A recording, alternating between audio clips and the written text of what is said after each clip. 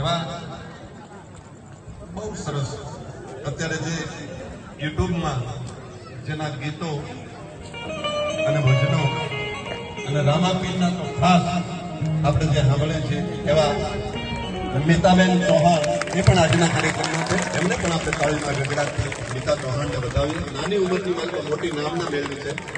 પધારો બાપુ પધારો.